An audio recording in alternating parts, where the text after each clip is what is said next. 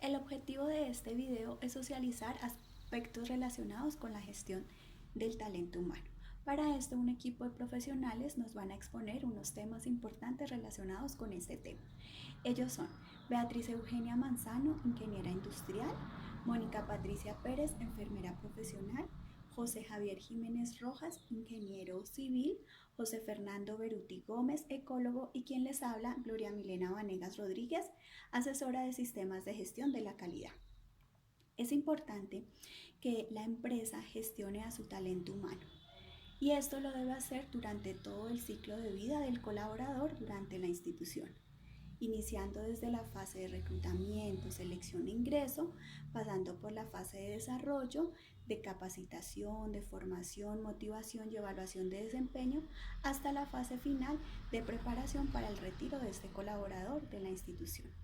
Esta gestión del talento humano debe realizarse articulado con los demás sistemas de gestión de la institución, como el sistema de salud y seguridad en el trabajo, para que de esta manera la gestión se vea de manera integral y la gestión del talento humano deje de verse simplemente como un proceso de apoyo de la institución.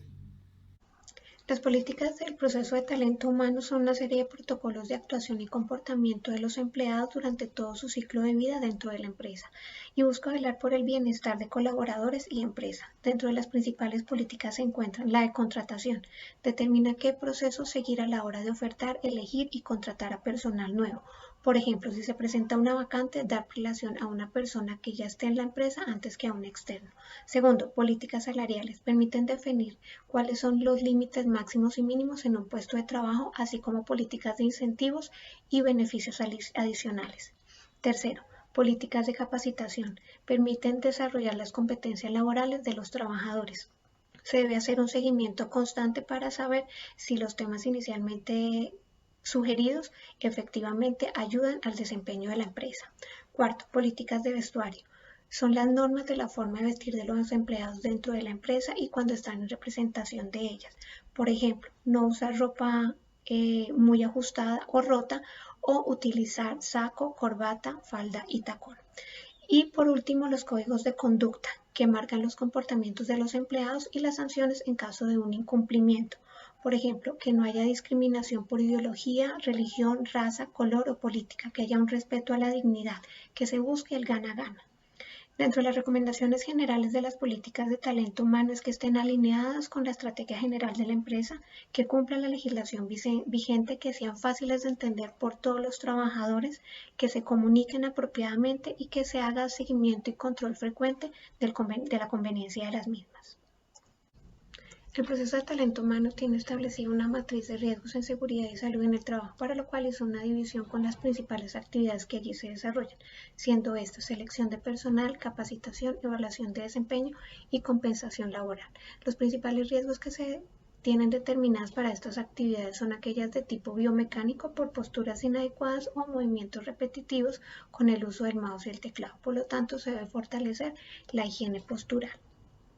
Los riesgos de tipo físico, por ejemplo, iluminación deficiente por exceso o por defecto, lo cual puede generar cefalea, accidentes de trabajo o reprocesos.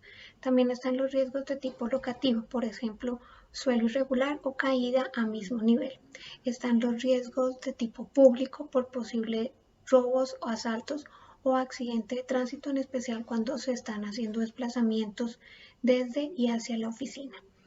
Y por supuesto están los riesgos de tipo psicosocial, aquellos relacionados con carga mental o emocional, falta de habilidad o conocimiento en la labor que se realiza o relaciones interpersonales que se pudieran ver afectados. Por lo tanto, la empresa debe fomentar la aplicación de un programa de prevención en riesgo psicosocial y fortalecer aquellas actividades que propendan por un mejor ambiente laboral. Como riesgos generales para todas las actividades están aquellas de tipo biológico, por ejemplo, con el posible contagio de COVID, aplicando los protocolos que ya ampliamente están conocidos, y también los riesgos de tipo natural, por ejemplo, un sismo o un terremoto, para lo cual aplicar el plan de emergencias y hacer un fortalecimiento en el grupo de brigadas con la que cuente la empresa. Vamos a determinar en la empresa La responsabilidad que tiene la gerencia de talento humano frente al proceso del sistema de gestión de seguridad y salud en el trabajo. El área de talento humano de una empresa desempeña un papel muy importante como responsables del cumplimiento de las normas dentro del sistema de seguridad y salud en el trabajo. Uno de sus objetivos principales es velar por el bienestar de los trabajadores de la empresa. Adicionalmente, es responsabilidad de las organizaciones velar por mitigar los riesgos a los que se exponen sus empleados en el desarrollo de sus actividades diarias. ¿Y quién más sino las áreas de talento humano, que son las que deben participar activamente en la evaluación, planeación y ejecución del sistema de gestión de seguridad y salud en el trabajo, como es la construcción de sus objetivos y metas del sistema, políticas, asignación de responsabilidades, asignación de recursos humanos, físicos y financieros, y conformación y funcionamiento del COPAS. Por esta razón, tanto el director o coordinador de la Oficina de Talento Humano como el representante legal de la empresa son los directos responsables de velar que todos los trabajadores tengan las capacitaciones necesarias de conocimiento de su cargo, las capacitaciones sobre medidas de prevención y protección dentro de la empresa. Dentro de las responsabilidades que debe tener el área de talento humano de cualquier organización en referencia a la seguridad y salud en el trabajo tenemos que el empleado tenga su seguridad social paga al día, es decir, salud, pensión y riesgos, el uso de equipos de protección según el área de trabajo, la detección de colaboradores enfermos, es decir, su ausentismo laboral, tener programas de asistencia al empleado, capacitar a los supervisores acerca de la salud y seguridad en el trabajo para el manejo de casos difíciles, llevar a cabo programas de atención, de asistencia primaria y salud ocupacional. La empresa debe realizar una serie de actividades que implique cumplir con la normatividad en prevención de riesgos laborales y medio ambiente con el fin de evitar y prevenir enfermedades profesionales derivadas del puesto de trabajo. Dentro de las acciones que debe desarrollar la gerencia de talento humano en la empresa frente a la existencia del plan de prevención y atención de emergencias existente en ella, se debe tener presente los siguientes objetivos para identificar, valorar y priorizar los riesgos a los cuales está expuesta la empresa.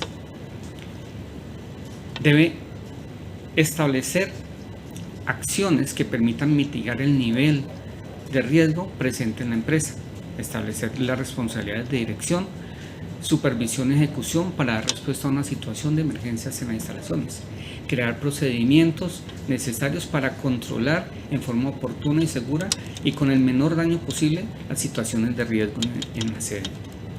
Una vez establecidos los objetivos, debe levantar la información geográfica de la empresa necesaria para conocimiento de los posibles riesgos y realizar el análisis de cada uno de ellos.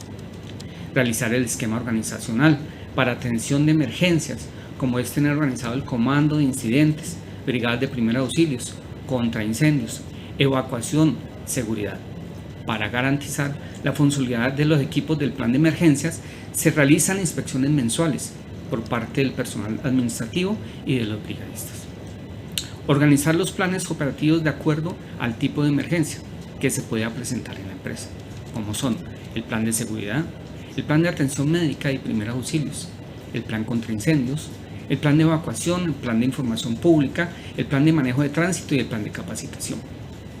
Se debe llevar a cabo la socialización del plan de emergencias, la implementación y los simulacros.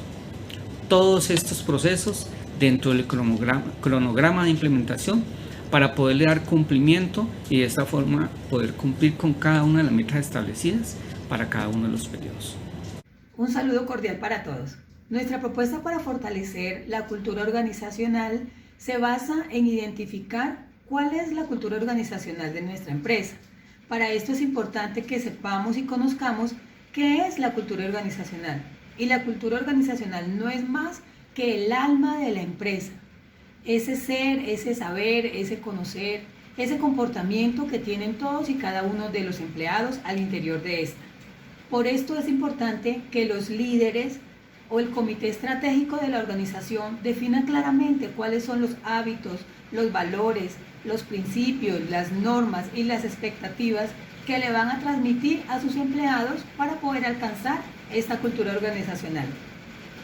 Hemos identificado 4 programas que nos parecen que son sumamente importantes para poder innovar en la cultura organizacional de una empresa o para poder fortalecerlas. Y estos 4 programas son: el primero es un programa de evaluación donde buscamos identificar cuál es la cultura actual y cuál es la cultura que vamos a querer lograr y los cambios que debemos hacer para poder alcanzarla. El segundo programa es un programa de inducción y reinducción, teniendo claro cuáles son estas, qué fue lo que encontramos en el diagnóstico. Es importante saber cuáles son los cambios que vamos a incorporar en nuestro programa de inducción y reinducción para alinear a nuestros empleados a la cultura que queremos. El tercer programa es el programa de capacitación, del cual también nos sirve mucho el primer programa, que es el de evaluación, porque ahí vamos a determinar cuáles son los temas a tratar, teniendo en cuenta las deficiencias observadas o los cambios que queremos hacer. Y por último es el plan de incentivos, que este plan de incentivos lo que busca es motivar a los colaboradores o a los empleados a alcanzar esa cultura organizacional que queremos para nuestra empresa.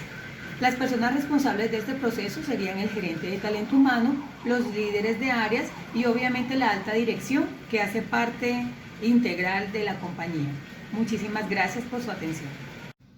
Continuando con el desarrollo de la actividad, vamos a hablar de un modelo de plan estratégico aplicable al área de talento humano. El área de talento humano es un área vital para la empresa, es la columna vertebral de esta.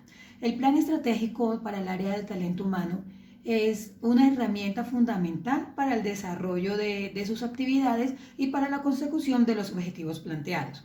En esta es importante tener presente cuáles son las metodologías, los objetivos, las técnicas a aplicar para la selección del talento humano que sea el más adecuado para el desarrollo de las funciones y de las actividades que se necesitan y que se requieren en la empresa.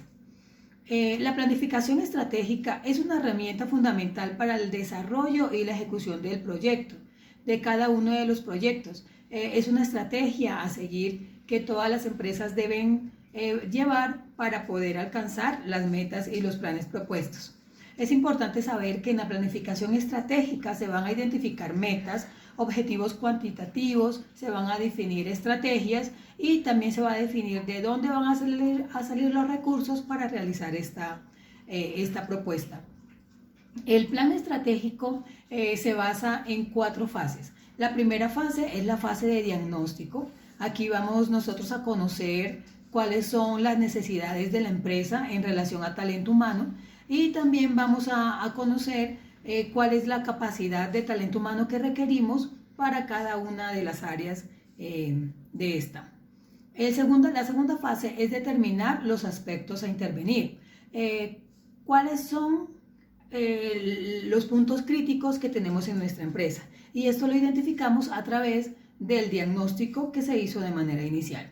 La fase 3 ya es tomar estas actividades o estos aspectos a intervenir y plasmarlos en un plan de acción, lo que significa que vamos a tener unas metas propuestas, vamos a tener unas actividades para poder alcanzar el objetivo.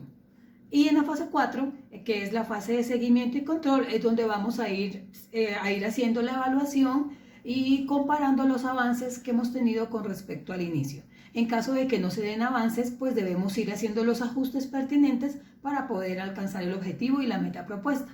Muchas gracias.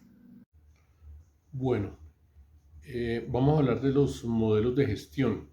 ¿Qué son los modelos de gestión? Los modelos de gestión son unos esquemas que se presentan de forma teórica o un sistema que describe una realidad.